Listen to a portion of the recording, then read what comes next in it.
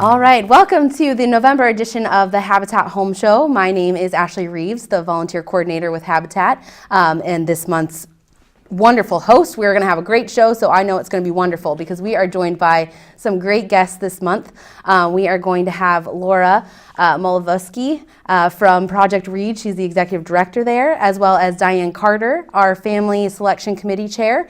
And Phil Kloos is stopping by, our Restore manager, to talk about what's going on at the Restore this month and next month. So to get this show started today, we're actually joined by Laura. So I want to thank you so much for coming on our show today. Thank you for having me. You are so welcome. We are so excited to have you.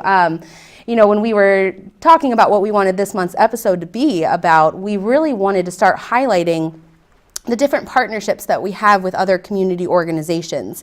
And we really wanted to let our viewers know about that because I'm not sure, a lot of them may not know it, that every time we dedicate a home, someone has signed their mortgage and we do their dedication ceremony, that we partner with other organizations to do a presentation of gifts and different items for their new home.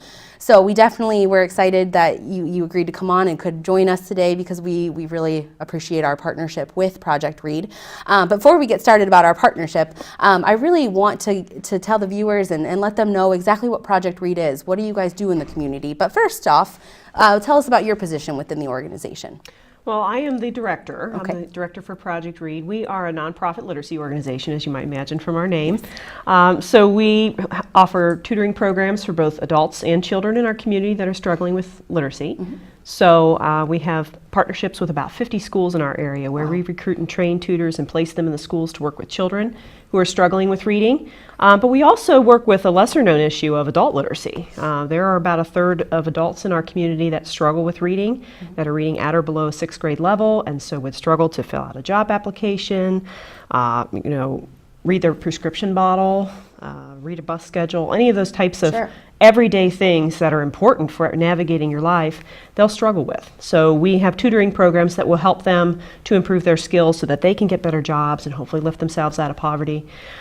We also have a helpline that will connect adults with free GED and reading and English for speakers of other languages programs in the Dayton area. And we have a big book distribution program, so we give away thousands of books every year so that children and families have books to read at home so that they can support their literacy and grow their literacy at home. You know, it's not just something you do at school, it's something you can do at home too as a family to try to learn those skills. No, that's great. So when did Project Reed start in the Dayton community and how did it get started? We started in 1988, so we've been around for quite a few years. It really started with a nationwide effort that really talked a lot about adult literacy. We really started as an adult literacy coalition only because in the late 80s there was a lot of focus on that nationally, where it was just realizing that there were so many adults out in our communities that were struggling with reading and it was holding them back from jobs and opportunities and even teaching their children how to read. So when that kind of was happening nationally, a group of volunteers locally got together and started talking about this issue and how can we tackle this? And we found that there were literacy programs around, adult literacy programs around, but they didn't necessarily know that others existed. So in some cases there were literally programs on the same block that didn't know about one another. Wow. So Project Reed is truly a grassroots organization. I mean, it grew from volunteers getting together and trying to figure out how do we address these needs. And one of our first programs we put together was our helpline to connect people to these programs, because before it existed, you know, people would know where to call to get into a GED program or to get help with their reading skills or whatnot. So it really helped them to be able to connect with programs in the community. So it's really grown from being just focused on adult literacy to now really being kind of cradle to grave. I mean, we really work with lifelong literacy, trying to encourage everyone, you know, from the youngest reader to our seniors to try to be involved with reading and literacy. No, that's great. I didn't know you guys had been around for so long. But so with all those different organizations that you guys had, did you kind of come in and you were able to bring those other organizations together to work under one umbrella so that you guys could be more efficient and be able to help where there absolutely there was and that was a big part of what we did, especially through the early years of Project Reed, was really coalition building, bringing partners together so that we could all work together and address gaps in service, avoid duplication of service, you know, try to work together to really raise literacy for all in the community. When do you think that you began to see that need to bring in the childhood literacy portion of it, to the book distribution, the going into schools? When did you guys when did you kind of start doing that kind of step? Well, I mean, I think that's probably always been a need. Sure. Yes. But we really got into it in 1999. Okay. There was a program that was in our state called Ohio Reads. Mm-hmm. And Ohio Reads was focused on getting children to learn to read. Back then it was called the 4th grade reading guarantee. That might sound familiar to the 3rd grade reading guarantee Yes. that we have now, because everything comes around again in cycles. But it was really focused on trying to get children to learn to read and to have those skills in order to read to learn later in life. Sure. So that program started in 1999, and it was a big push. It was something that came down from the governor's office. That was his kind of pet project when Governor Taft got into office. And he really put a lot of effort in getting businesses behind this. So he went to the Dayton Chamber, and at that time Mead was one of the big corporations in town. I mean, they still have some Mead Westvaco employees here now still, but those two businesses really led the effort, and they turned to Project Read and said, you're already obviously an expert in literacy. Sure. You already have a helpline, and we've always connected volunteers with programs as well. They said, can you really help us to coordinate this locally? Nice. And so that was really the start of us working with youth literacy as well. And even though Ohio Reads does not really truly exist anymore, we still have the tutoring programs working with children in schools, nice. Because even when that program closed and the funding for that was no longer available at the state level, there was obviously still a great need for that in the community. Sure. So, with all the different facets that you guys work within, you're serving the greater Dayton community. Do you serve more than just Montgomery County? What's kind of the spans of what who you serve and where you serve? We primarily serve Montgomery, Greene, and Preble counties. Okay.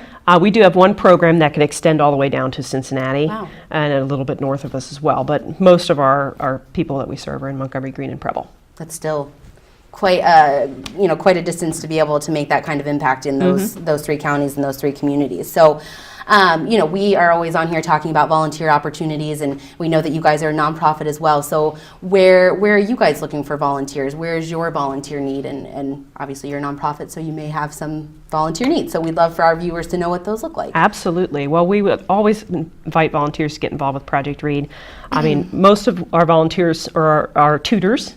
So they're working with children in schools, giving an hour per week at a local school to tutor one-on-one with kids. We also have a lot of volunteers that do work with adults, and it's adult that's a low-level reader, maybe reading at or below that 6th grade level. They could be a very beginning reader, or they could be a more advanced reader, but they're trying to earn a GED or something else, trying to get into college. Sure. And need better skills to do so. And then we do work with immigrants that are learning English and trying to assimilate into society. So any of those types of opportunities are available. Okay. And that's usually a 2 to 3 hour commitment. And training's provided with both of those programs. Oh, nice. So, you're not just thrown into it. We're, Sure. of course, giving you good background in that.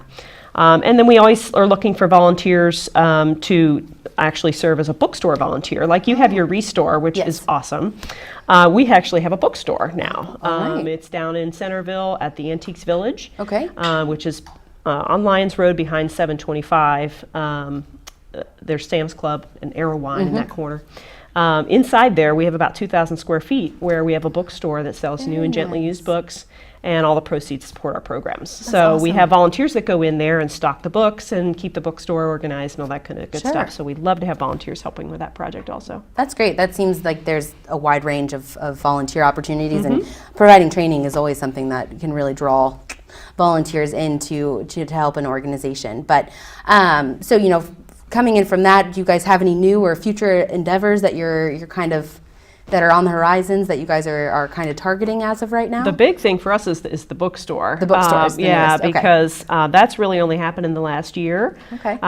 For a long time there's been a bookstore in there, but it was actually a small business, a for-profit business. Okay. But the gentleman who was running that store is on our board and is ready to retire, and he turned to us and said, I want to support you. That's awesome. Can I give you the bookstore? And of course, we were thrilled and over the moon to get the opportunity to do that. So this is really our big thing, is trying to get the bookstore, let people know about it, that it's there. It's an opportunity to buy cheap books. I mean, it's $3 to $5 a book at most, and some of them are $1. So it's a great opportunity to get great books, but also a great opportunity to support literacy in the community. No, that's great, and you're right. It's so similar to our Restore, and then you guys have your bookstore. So it's definitely a a partnership there and a similarity. But now I kind of want to get into our partnership that you guys have, that Project Reed has with Habitat for Humanity of Greater Dayton, just to let our viewers know what that looks like, because if you don't come to a dedication, you may not know the great partnerships that we have within the Dayton community and how you guys work together to help our partner families and then our Habitat homeowners. So I guess just if you want to briefly describe the partnership that you guys have with us. Sure. That would be great. Well, I think since 2008, I'm not 100% sure on that, but I think since 2008 we have given a basket of books to the children in the family at every dedication. So we always prepare, we get information from your staff about the family, the ages of the children and their interests, and we do our best to look through our book supply and try to pick just the right books so that we can give them 20, 30 or more books so that they can start their home libraries. As we of course want them to be in a supportive learning environment in their new homes. Sure. We know that statistics say that 61% of inner city homes have no books or reading materials at all. So we want to make sure that they have the resources to have that. Absolutely. So it's really important to us to try to build that learning environment at home.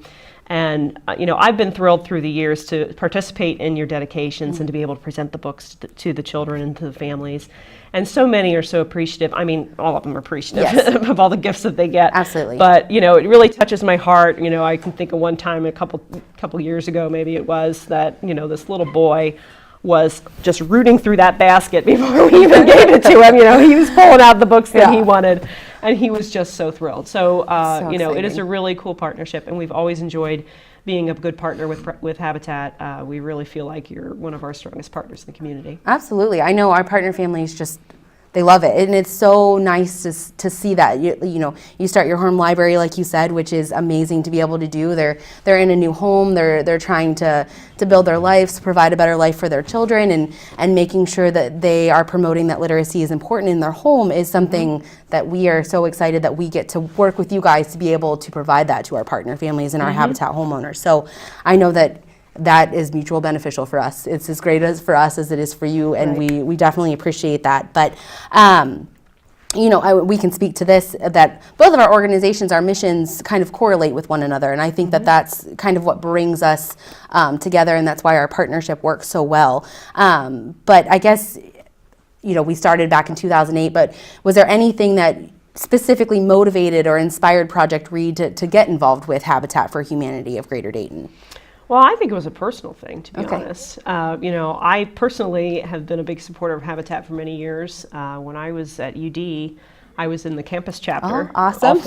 All 4 years did the spring breakout trips that they don't think they do anymore, but all 4 years went to Habitat locations around the country to do builds for spring break.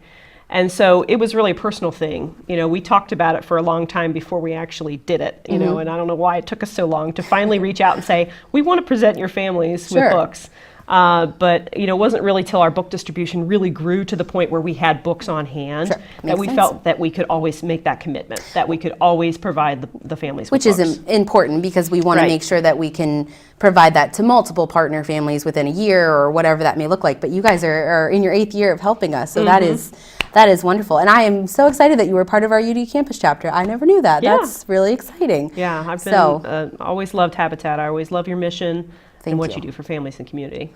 Well, thank you again, Laura, for joining us today, and thank you so much for your support and Project Reed's support of Habitat for Humanity of Greater Dayton. Thank you. Really appreciate it. Hello, and welcome back to the November edition of the Habitat Home Show. Today, for our volunteer spotlight, I am joined by Diane Carter, the chair of our Family Selection Committee. So welcome, Diane. Thank you so much for joining us today. We're so excited to have you on the show. Thank you for having me. Yes. So as chair of the Family Selection Committee, that's kind of what our focus is going to be for our volunteer spotlight today, because we just want to know all the ins and outs of our Family Selection Committee, because the heart of our organization. It's what brings in our partner families and what eventually turns our partner families into Habitat homeowners. That's true. So, and we want to know about you as well. So we'll start off with that. So tell us how you first became involved as a volunteer for Habitat. It started about probably a little over 30 years ago, actually. Wow. A company that I was working for had a group that said, let's go help Habitat. I said, okay, well, that sounds kind of fun. So I think my first job was painting a kitchen or something. Okay. And it just kind of started that fire, and I had to take a long hiatus to, raise kids and all of that stuff. But after they're all off out of the nest, I got back into it because Habitat just really speaks to me, and I think it's a great organization. Well, that's great. Well, I know we are very lucky to have you, so I'm glad you came back to us. So thank you for that. So your current role as chair of the Family Selection Committee, tell us a little bit about just a basic overview of what the Family Selection Committee does for our organization. Well, 2 times a year we have like an orientation session where we bring all the families in that are interested in learning about the program. We sit down and talk to them. We kind of give them an idea of what it's all about. And then we talk to them one-on-one saying to see if they qualify for the program. It's just kind of a little overview. Sure. Once they qualify, if they do qualify, we bring them back for a more in-depth financial interview. That usually takes maybe up to a half hour, and we talk to them. We go through their credit report. We go through all of their financial details. They have to bring a stack of stuff to talk to us. Because you're checking for their ability to pay. The ability to pay, Okay. That's correct. If they make it through that step, then we schedule home interviews, home visits, which is a lot of fun. We try to, we require that the whole family is there, so we get to meet them. It's about building relationships and getting to know them. We want to see where they live. Are they sharing a home with another family member, extended family member? Does everyone have a bedroom? Maybe they're sharing a bedroom, but are the kids sharing with their parents, or are they sleeping on the couch, or all of that. So we want to see their living conditions and get to know them and see how a feel for if they would be a good partner family. Absolutely. Once the home visits are done, then we get together and as a committee and we talk about them. We say, oh, we went there and we've got 3 kids in this one little tiny room, or we've got 2 kids sleeping with the mom, and we just state their case for them. We had a meeting just last night, and I think we were able to get 15 families, I think, that we're going to be starting the program. That's awesome. What is interesting is we can only make the suggestions. It's Sure. up to the partner families to really do the hard work. Absolutely. Yes. And that's kind of how the Family Selection Committee correlates with our Family Support Committee. We had Laura Seafang on 2 months ago, and she kind of discussed their role within the organization and how they support our partner families through the Partner Family Program with their sweat equity, volunteer hours, their they assign them family advocates to help them through the program. So, but what's really great is that you guys get to work with them from the very beginning. You get to invite them to join the Partner Family class, which will start here in December. I think we have their orientation scheduled for December, which is great. So that means they can get started and really be on the track for that before the holidays really start, before Christmas and New Year's comes That's around. good. So I know we're really excited to have a new Partner Family class. We're always really looking forward to being able to look for work with a new class. So we're excited that you guys had that meeting, and it kind of worked out perfectly. When we knew you were coming in today, I was like, oh my goodness, we're going to be able to talk about that. We really get to meet a lot of very neat families, and we Yes. hear stories that are sometimes just make you cry. Sure. Of what they have done to get to this point in their life. And it's really a good feeling that you can really help people out. Yes, absolutely. And I know we have a few partner families in our program right now that they may have not been selected right away. They may not have made it through one part, but they've come back again. They've improved upon what needed to be improved upon, whether or not that was their finances or their credit, and then they've come back. And now some of them have selected lots. And it's just really amazing to see that our Family Selection Committee not only is there to, get people through to be accepted into the Partner Family Program, but you guys help counsel them on how they can become partner families. Yes. If they, have everything together and they're willing to partner and their ability to pay is all set up and everything. So It is a lot of counseling too. Yes. And we try to tell them, what I like about Habitat is they won't put you in an area that they wouldn't put their own family. Sure. And Absolutely. that's a big question. Where am I going to live? Well, we've got a lot of lots. I always tell them once they get to the lot selection time, look at the lots, look at the list, drive them at different times of the day, on weekends, mornings, just get a feel for the neighborhood. Talk to the neighbors. Just see if you would like to live there. And I think that's really important. So I agree. There's so much counseling that you just wouldn't see from as an outsider, which is why we love bringing you guys on our show so that our viewers kind of, get that outside perspective, because they don't see that. They're just like, oh, partner families, homeowners, all that great stuff. But so I mean, we really appreciate all the work that you do with us, Diane. We really do. So we hope you're not going anywhere. But what we really love to know what motivates you to continue to volunteer with us. What is that? I think the motivation? whole mission of Habitat, of a hand out, not a hand, or a hand up and not a hand out, that really just speaks to me so deeply. Yes. And meeting the people, helping them, and just knowing that we're making a difference in their lives. I think that's what does it. Yeah. Then you always need that drive behind why you volunteer and all of that. So Yes. we love to be that motivation for you, Diane, and we definitely appreciate everything you do for us. So thank you so much for coming on Thank today you. and talking to us and letting our viewers know about our new partner family class. So Thank you so much. Thank you. Last month, we checked in on our 650 Senate Drive build site to see where we were at with that. Last month, we were in the rough mechanical stages of construction, but we wanted to show you guys where we were this month because we are quite proud in the progress that we have made. As you can see from the pictures on the screen, they have currently finished siding. The back deck is completely constructed, as is the front porch. The shed has been constructed, which is great, which will help with the Isaac and his family to be able to store some of their items at their home. The yard has also been graded. And as we make our way through the pictures, you're also going to see that all of the drywall has been installed in the house. So we have made extraordinary progress this month. And our next steps, as you can see, as some of the last pictures come up, is we are actually starting to do the framing for the parking pad, which is going to be in the back of the home. And our next step is to do drywall finishing. So we are right on schedule for this build, and we are so excited for the Mlazovsky family to be able to move in shortly. So we are now in our final segment of our November episode, and I am joined today by Phil Kloos, our Restore Manager, who has become such a frequent guest on our show. So thank you so much for coming back again this month. Thanks, Ashley. We're excited to have you. And I know today we just kind of wanted to check in, see how the Restore is, and see what's new, and see what we can look forward to with the holidays coming up. Well, it's fall. People are looking at doing remodeling inside their home. We've got a large selection of kitchen cabinets, bathroom cabinets, vanities, and to the chagrin of some people, we put out Christmas decorations. Ooh. So we have Christmas trees and wreaths and knickknacks for Christmas. Yeah, I saw lots of ornaments, lots of reasonably priced holiday decorations, which I'm sure people will be excited to come in and see. So, And sometimes right before Christmas, we get new donations of trees and such from people buy a new tree and donate their previous tree. sure, no, that's good. So anything else going on at the Restore? We have anything new coming in that we have planned? We're getting some furniture in good. from Morris Furniture, and that should be arriving shortly. And we're anticipating a lot of kitchen tables. Thanksgiving's coming up, so we'll have some table sets for Thanksgiving dinner. That's good. So I know we always get a lot of questions about how individuals or companies or groups can donate to the Restore. So do you want to talk a little bit about that? I know it's always important to remind our viewers how they can do that if they would like. Corporations probably would be best to call Larry Stein. He's our Restore director, and he handles larger donations. But the individual can call our direct line, which is 222-2296, and that goes directly to Chrissy Day.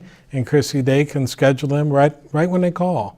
So there's no calling back, there's no delay in it. She can schedule their appointment immediately for a pickup. Very nice. And I know she also can let them know if we're taking back something or if we're not able to take something back. And I think what's really great, people always like that we can pick up within a pretty short time frame.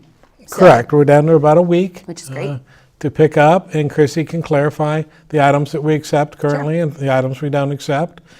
She explains to people that the items donated to the Restore don't go into our homes, but are sold, and the money goes into our homes. So, Absolutely. an important distinction, because all our homes are built with new products.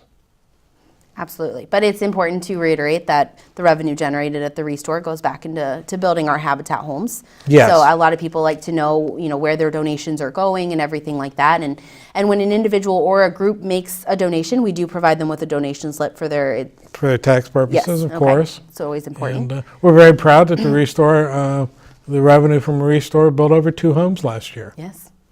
That's always good news. So their donation is important. You can help Habitat without swinging a hammer. Sure. And we always, not only can you donate to the Restore, but you also can volunteer at the Restore. As volunteer coordinator, we're always looking for more volunteers to come out at the Restore Tuesday through Saturday. There's a lot of different, areas of volunteerism at the Restore. And you guys Sure. always work with our volunteers to try to find a task or something that they would feel comfortable doing. Everything from helping customers to ringing a cash register to moving product in and out for customers. Absolutely. So, so we'll just reiterate, if you guys are interested in donating to the Restore, please call the Restore directly at 937-222-2296, and you can talk to Christina Day. And then if you're interested in volunteering at the Restore, we would love to have you come out. We are definitely flexible in our schedule, and your availability is obviously important to us. And you can contact me directly at 937-586-0860, and I'm at extension 29. So again, Phil, I want to thank you so much for coming out and giving us an update about the Restore. We definitely appreciate everything you do there, and we like for our viewers to know that they can come in and visit us Tuesday through Saturday, right? Love to see them. Yes. Okay. And as we wrap up this show, I want to thank everyone for tuning in today for our November edition of our Habitat Home Show, and we look forward to you viewing our December holiday episode. Thank you so much.